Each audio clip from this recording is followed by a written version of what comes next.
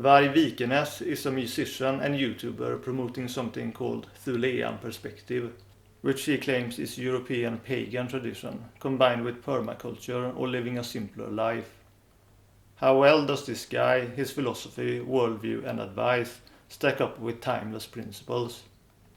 Let us find out. The dead body that you find in the grave, you take out the head and the leg from this, a skeleton of course. This is a person who has been dead for thousands of years, and you get this the knowledge about your previous lives from the skull, from your forebears. For those who have experiences with human types, we can tell pretty quickly that Varg is an exitium type, the type that tends to be highly independent and anti-civilized, with a passion for the primitive. You drink from a skull, and you drink the med from a skull, which of course, or a cup shaped as a skull. And this is again your forebear. They tend to value their own freedom and desires over compassion or abstract ideals. Because of that, they tend to be demonized in most societies and often end up outside of life or in prison. And Varg Vikernes follows this pattern. He has spent a large portion of his life in prison and now attempts to live outside of civilization. Naturally, his worldview places a lot of emphasis on blaming civilization for the world's problems. And this is of course where it gets interesting, since I am often highly critical of civilization myself in timeless education. In other words, Varg Vikernes is not patriarchal. Rather, we will be evaluating someone who is filiarchal. The essence of his worldview, or pagan spirituality, if you want to call it that, is something like this. The Neanderthal bear cult is the origin of all pagan religions and was based on understanding nature. It centered around reincarnation and was a system for remembering previous lives. By remembering your previous lives, you got the experience of your ancestors, who were none other than yourself. However, everything supposedly fell apart when, according to Mr. Vikernes, the Neanderthals interbred with other hominids from opposite sides of the world and created an inferior offspring, modern humans, that needed civilization in order to survive. What initiated this deterioration was hybridization between the different human species, between the European Neanderthals, the Asian Denisovans, and the African Homo sapiens. The hybridized man eventually created civilization, and civilization is accelerating this deterioration. And this is supposedly why civilization arose around Egypt and Mesopotamia, since that area is the nexus or middle ground between Europe, Africa and Asia, where the purebred hominids lived. As civilization took over, humans became weaker and weaker because they relied more and more on technology, especially the less pure blood they had. If you detect a hint of racism in his interpretation of history, you would be correct. Mr. Vikernes basically blames civilization and the world's problems on race-mixed people, who supposedly are inferior. Every single civilization upon this earth was created by race-mixed individuals. In fact, Vikernes even goes so far as to claim that human races aren't even different races, but different species, because for him, even the word race makes different people sound too similar. Our European species. On the other hand, he completely rejects borders and nationalism as something unnatural and belonging to civilization. He believes that purebred races naturally prefer their own habitat and small tribes, therefore making nations unnecessary. But that doesn't explain why these hominids or ancient forebears interbred to begin with. Now obviously I could point out how none of this stands up to our understanding of the world. The definition of two different species is that they cannot procreate and have fertile offspring, something humans of different races very much can. Varg claims that some different species in fact can procreate with fertile offspring, but what then should be the definition of a separate species? Where do you draw the line? If two different species can create fertile offspring, then perhaps they shouldn't be regarded as different species. And while civilization definitely interferes with the naturalness of human beings, it does not make them physically devolve. That's not how Darwinian theory of evolution works. Darwinian evolution requires random mutations to occur before natural selection can even take place. And this process supposedly takes thousands of years. Amateur Darwinians have a tendency to view complex life forms, such as human beings, to be as biologically elastic as viruses, where each generation is quickly adapting and changing according to circumstances. But this is nonsense. And the truth is that we don't yet know exactly how evolution works. Evolutionists even admit as much. Furthermore, while the breeding of different races of dogs might seem like a compelling comparison, the truth is that special qualities cannot be inherited in humans as in animals. And I think that Varg will discover this when his own children grow older. But this evaluation must focus on timeless parameters, not argue our scientific theories. Instead, let us go back to Varg's take on ancient wisdom. The roots of our tradition stems back to the age of the Neanderthal, and you can find all the basics about this in my wife's series called The Bear Cult. Varg is correct that the origins of all pagan religions, and indeed all true religion, is the wisdom of ancient primitive cultures. That this origin was specifically a Neanderthal bear cult, however, is not something I can confirm. The psychologist Stan Goch had similar ideas, but the details are somewhat different in his interpretation. However, too much importance cannot be placed on the original source if the wisdom is timeless. The main point is, of course, does it work? Is it of use to our lives, regardless of the era we live in? Reincarnation was indeed a central feature of ancient wisdom, but there seems to be some confusion in Varg's, or perhaps his wife's, interpretation. They have one part of the key to interpret our spiritual traditions, namely that none of the spiritual texts or myths should be taken literally. But they are missing the second part, which is that the myths and stories should specifically be taken psychologically, and pretty much only psychologically. That's the fail-safe, so that you stay on the right track and don't cause any harm with your interpretations. There is no reason to use symbolic language for real-world objects or phenomena. However, it is necessary to use symbolic language for psychological phenomena. That's what the ancients knew. Apart from this key, we also need to understand the basics of timeless principles before we attempt any restoration of ancient traditions. The reason for this is because we don't just want to restore ancient wisdom. We also want to know if it is consistent with reality, that it is true and not false. If ancient tradition does not lead to timeless principles, then it is of little value. So let us begin. Reincarnation and rebirth means primarily reincarnation of the attitude and state of consciousness of the self or identity within your own psyche. It has nothing to do with reincarnation between physical bodies. It is psychological states, psychological rebirth. I'm not saying that we don't also reincarnate in new bodies after we die a physical death, but this is not what spiritual traditions speak of, because there is nothing you can control there. However, Varg takes reincarnation literally, but in doing so he breaks the first timeless principle, namely that there can be no goal in eternity.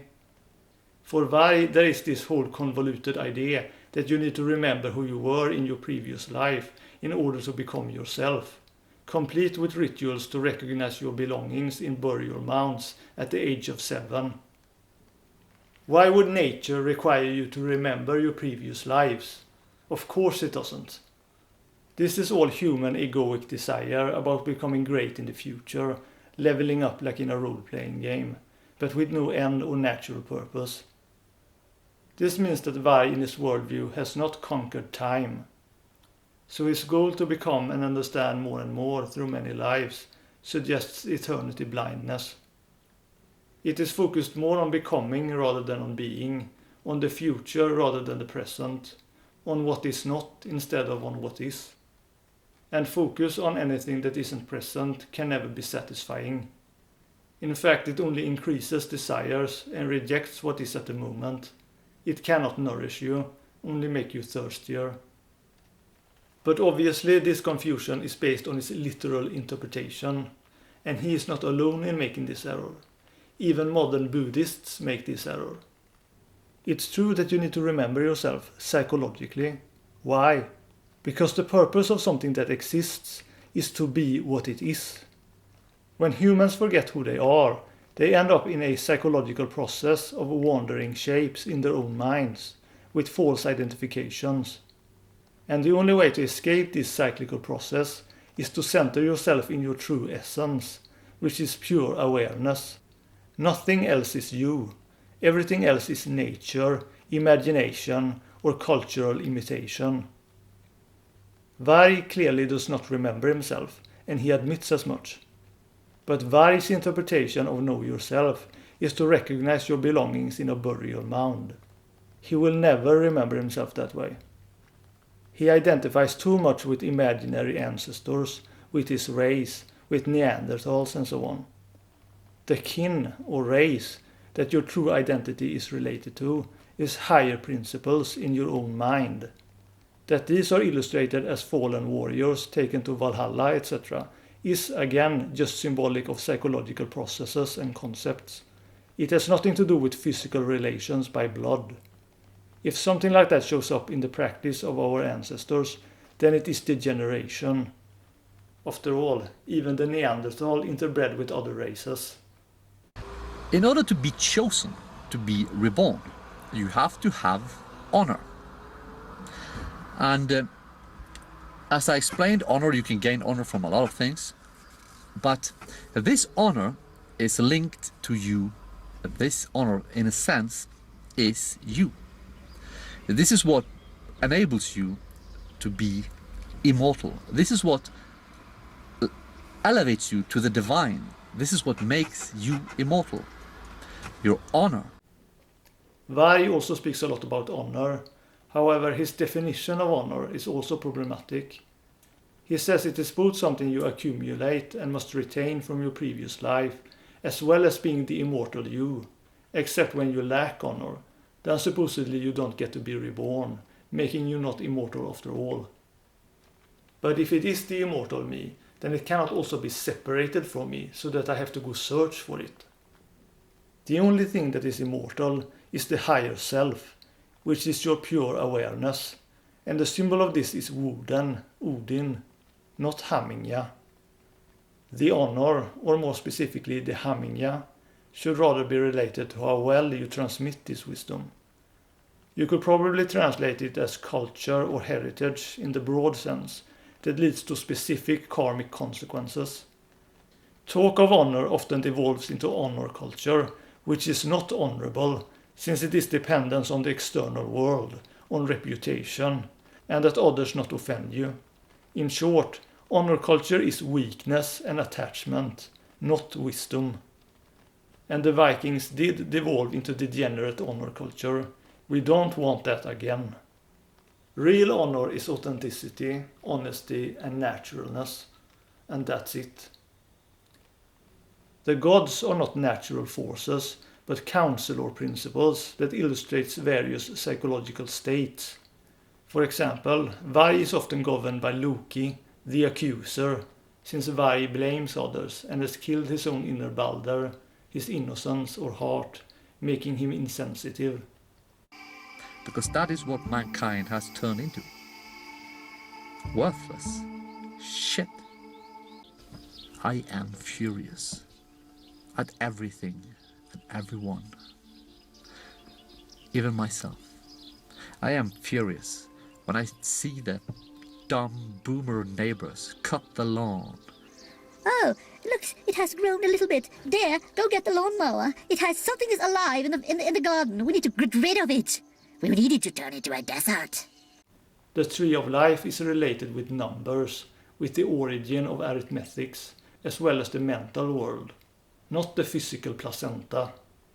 Wine is a symbol of wisdom, not the mother's blood to the fetus. I could go on, but the point is that Varg's interpretation does not follow timeless parameters.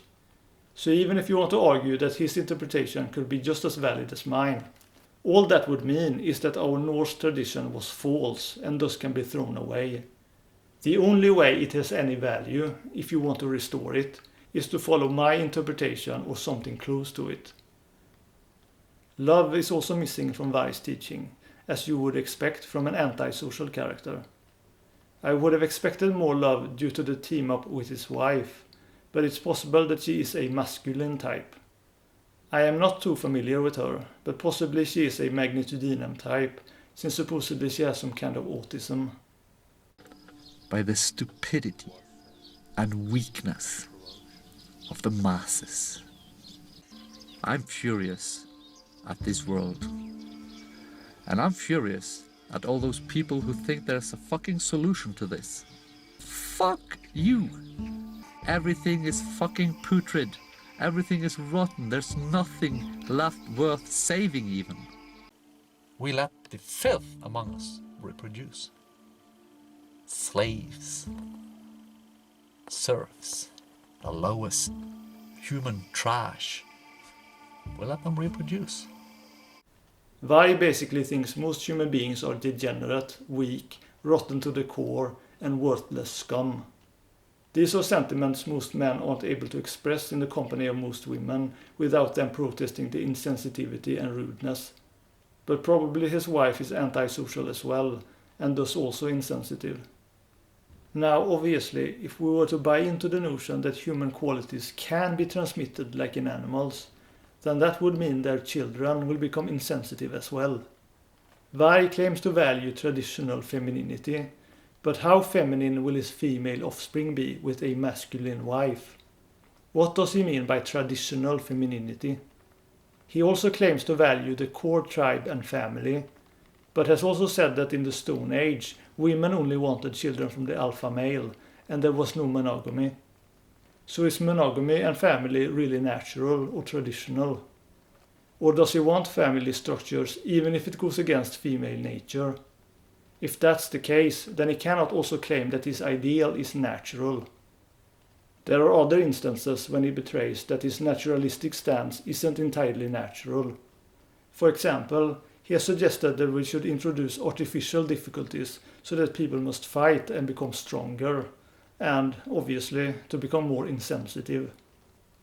Thus he is not entirely pro-nature without some kind of interference, manipulation and social engineering. And he also favors having sexual taboos, since, he does not fully trust human nature, and thus not nature. Despite that, Varg claims the European personality trait is about kindness, honesty, justice, honor and compassion.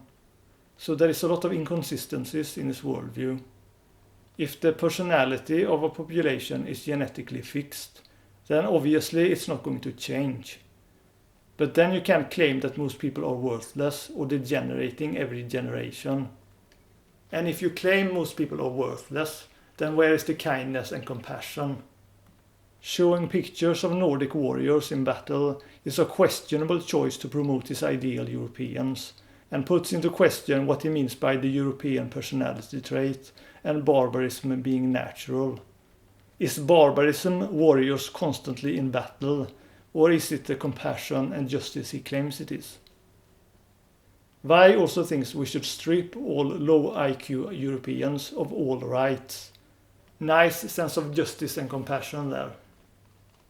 This also means that Varg is unaware of human types, that we have complementary functions, even though our ancient forebears utilized typologies that divided people into types. Apparently Varg thinks we were all the same in the past, and specialization is a result of degeneration. But this is delusion, and it gets in the way of him developing true love and compassion for human beings. Sometimes he blames the genes.